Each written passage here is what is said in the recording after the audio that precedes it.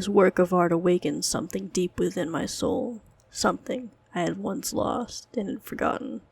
Alright, so I'm testing this rig thing here, so hopefully that doesn't bother you too much, but I'm gonna go ahead and I'm gonna show you really quick my history with this stuff. This is a 6-year-old video. Please ignore the cringe. Hello, this is Kenny the puppy. I'm just making a quick video about some of the books that I write. Okay, that's enough. And actually, you don't have to ignore the cringe, because this whole video is about my cringe. Anyways, so this, as you can tell, 6 years ago, I started making fan fictions. It was fun. I am not exactly the best at making my own characters. Like, I can make characters, like, deep and stuff, but when it comes to, like, hair color, eye color, names especially, it's just like my brain just goes like on the fritz sometimes, which means I have in fact leaned into the YN quite a bit, because you don't have to worry about all that stuff. You can just go into like the depth of the character's motives and personality all you want, and you don't even have to worry about their name. So that's one reason why I ended up writing a few fan fictions like that. Alright, so I'm showing you my account right now, and it has changed quite a bit since that video, like 6 years ago. A lot of like anime stuff and different stuff. A lot of Minecraft, but I have kind of moved more towards anime just because there's more characters for me to play around with and make fight each other. And I think making them fight each other is just fun. So hopefully, if you guys do not mind, I'm going to make a quick video talking about some of the OCs that I have created. Hopefully you guys don't mind.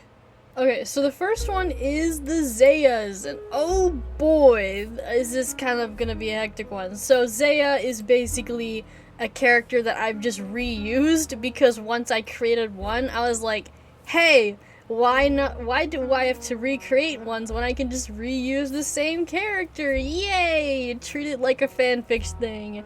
So that's kind of what I did, just for ease and not having to make more characters. So Zeya appears in so many of my fanfics that it's almost like some sort of trademark thing. She's just the character I go to when I need someone to like fill a certain like gap in story or whatever. So basically her ability, she's Meiiiii Academia mainly, though she has made appearances in other kinds of fan fictions. But she's basically originally Meiiiii Academia fanfiction. Whenever I hadn't read any Meiiiii Academia fanfiction, I decided to read one, and it was where the main character, YN, was the daughter of Aizawa and stuff, and I thought it was so original and so creative. I was like, whoa, that's so smart, I need to try this. So I made my own fanfiction where it was like her mom remarried Aizawa. I didn't know how old Aizawa was, so I would just said he was like 35 or something, and and stuff like that. And then later, because I didn't know anything, like, I didn't really know any of the details like that. Like, one thing about fanfiction writing is that you have to know so many random, like, small details about the characters, and I just didn't know all that stuff. So it's definitely more on the cringe side, definitely very fanficky. But, it was kind of an interesting story. Her power is that she can rewind time to the last time that she slept, so she has to be very careful and, like, mindful of the last time she slept and everything. And yeah, so so that means she's also not much of a brawler. She has to rely on other people around her and be a good communicator. So she has to rely on her communication skills, which is a very big struggle because she's also antisocial and doesn't really enjoy hanging out with people. So that's kind of like her whole arc through the fan fiction I had going on, was her having to figure out, okay, how am I going to be a hero and do all this stuff when I can't even fight, like compared to all these other people. So she has to learn how to like be a good socializer and talking and making friends and stuff when that's really not her strong suit. But anyways, so that was kind of the story. She actually somehow befriended Bakugo. Somehow they get along, okay? They got stuck in a time loop with Mineta for like a whole year or whatever, or just like 100 days, and then they had to bond. They basically just had to, it's just plot. And so that means throughout the rest of the story, they're just kind of like chill like that.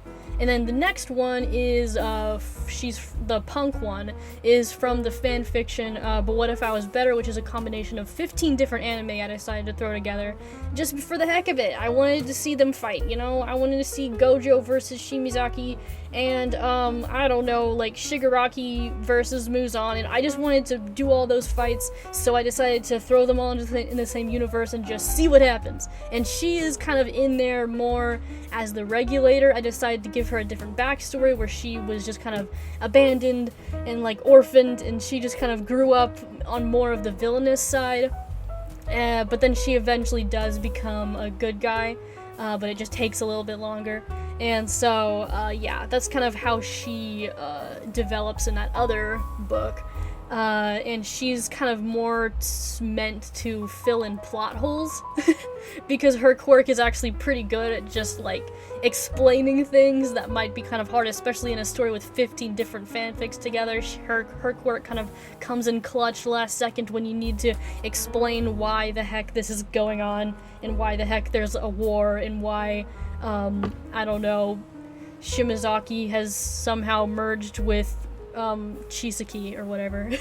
Anyway, so then you it's just crazy. Like I think in that fan fiction I was eventually going to have All For One be taken over by Sukuna, and then Sukuna is like the secret twin of Muzan. It was crazy. There's all this kind of stuff that was gonna happen.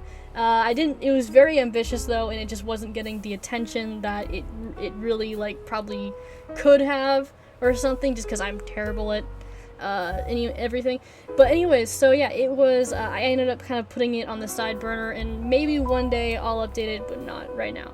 And then the last one, Hell's Empress, she's basically the same backstory as But What If I Was Better, except she's aged up a lot, and she's just, you know, now she's kind of more of an antagonistic force where she is kind of just doing her own thing. She wants to kill people, but in like a orderly, mannerly fashion. And so, yeah, she shows up and she does evil things, but she's also not entirely evil. I like that.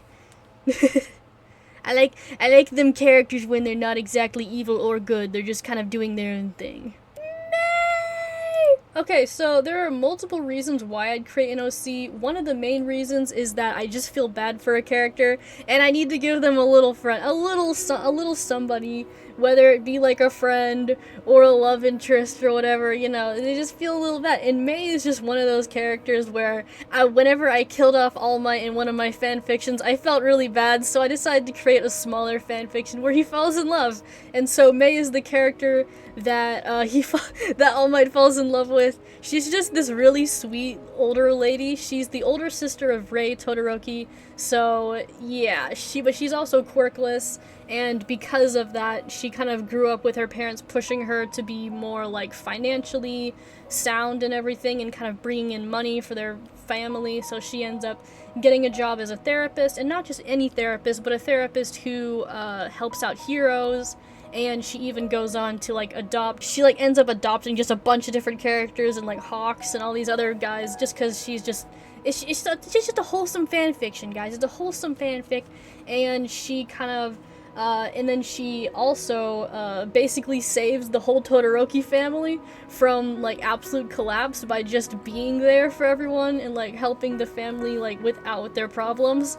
So yeah, she doesn't really know it, but she alone has saved so many lives, like countless lives, but she still has it in her head that she's like kind of just nothing but a burden.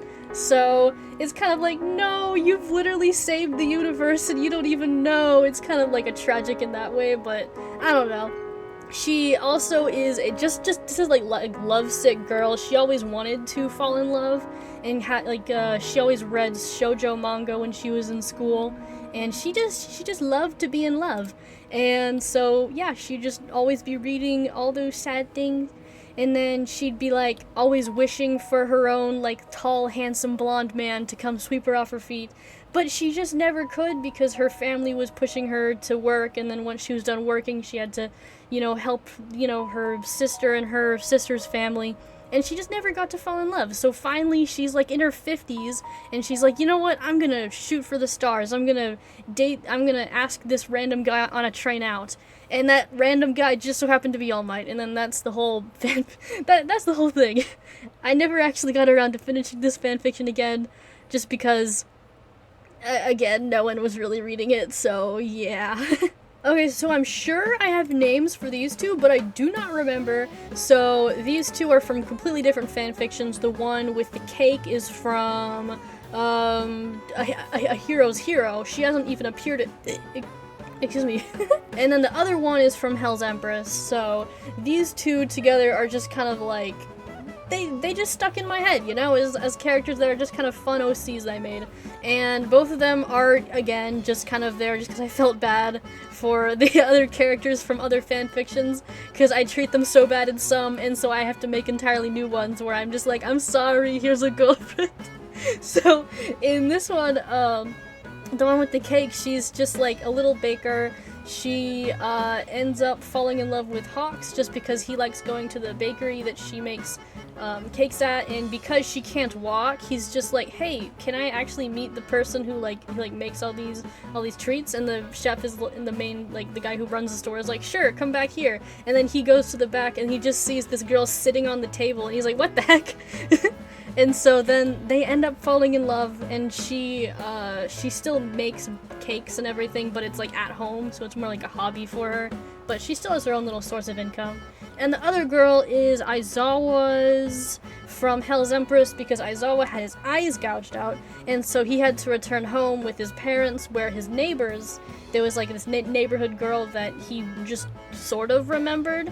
They never really talked much as kids, but they kind of knew each other enough. And anyways, so since she was born blind, she kind of helped Aizawa learn how to, manage living living blind for a little bit. And then through this experience of just like taking care of each other, it's like, they kind of ended up falling in love. And so the cake baker person, she is actually quite the... I for some reason, I drew her in more of, like, masculine clothes, and that wasn't really my intention. I actually was going for more of a Betty Boop. Like, the more, old style, classy was kind of what I was going for. But, I don't know. I'm just gonna say she's wearing her boyfriend's clothes right now, just because she wanted to. I don't know. Don't question me. Don't question me. I just drew it accidentally. And then, but yeah, so she's definitely, her hobby, I guess, is, like, prepping for the end times. She has an obsession with, like, making sure there's, like, all the pantries are stocked with beans, and, ensuring that, like, if there's, like, a storm shelter, just, like, everything. She's always prepping for the end times, and it's just, like, this, like, fun, it isn't exactly that she's anxious, she just enjoys being prepared. And then the other girl, Aizawa's girlfriend, she has never seen her own face, but she's so confident that she is the most beautiful person on the planet that she just carries that confidence with her, and so she easily comes off as the most beautiful person to everyone around her, even though she doesn't exactly, like she can't compare herself, so she's just saying, I'm the most beautiful person ever, and then everyone, just because of her confidence is so, like, radiant, everyone's like, yep, you indeed are, you are the most beautiful person ever. And so, yeah, that's those two. Yay! I'm so good at creating OCs, yeah. Alright, so this final character, I actually have made a male OC. Oh my gosh! So, actually, my favorite OC, I can't even include in this video because then I'd end up yapping for like 2 hours straight.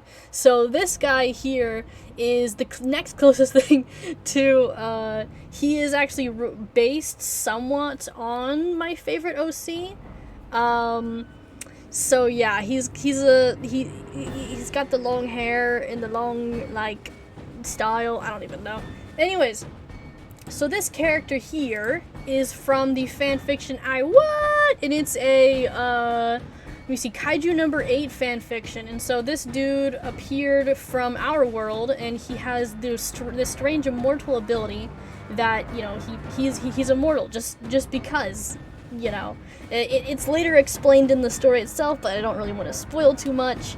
but I'm also gonna spoil everything, so I mean, why am I even keeping this a secret? So, anyways, he does, he like meets some of the characters and hangs out, but he also has just his completely different story, just because, again, I'm used to writing My Hero Academia fanfictions, so I really enjoy the whole political drama side of things, and Kaiju number 8 just doesn't really have political drama, so I had to create my own. I had to create, like, different factions and different, like, groups and stuff like that. And so basically this character ends up being some sort of slave of some kind just because he has immortality, and then people are finding ways to make money off of it, and then he eventually, because he's canonically like pretty smart, he finds a way to slowly kind of usurp the group of people who have captured him, and so he slowly usurps them, and in like kind of very quietly starts to basically take control of the entire government. So I just think it was very fun for me to write a more political drama, but like he's not only growing physically as he learns more about like how to use his like immortality to his advantage, but he's also just becoming politically super strong, and like he can just literally just tell people what to do, and he can control so many different things and pull so many different strings, and I just like those kinds of characters. Okay, they're fun. And so yeah, he was pretty fun to write. Very, very hectic, and also, yeah, his ability, he kind of, as he grows to learn more about his ability, he learns that not only is he immortal, but he can also, he can also control, like his body to a molecular level. So he can like manipulate his own blood, he can do all this stuff, and he kind of uses it in this whole drug thing that I don't really have time to get into. But yeah, he kind of uses it to control an entire army and take over the entire government. So yeah, that's definitely what he does, and he's super smart about it. And he's neither really on the kaiju nor the human side. He's kind of just doing his own thing, you know, being a little mischievous evil man. I just really wanted to give Kaiju number 8 a human antagonist, so that's what I did. I gave them a human antagonist, and that's this guy, a YN person. Alright, so I hope that you guys enjoyed. I don't know. I tried my best. These definitely aren't all of them. I could make so many more videos about my various OCs, but I thought I'd share with you some of my better ones. Some of my ones that actually have, like, proper stories going on. And, yeah, so, if you, yeah. I don't really know what else to say. Bye-bye!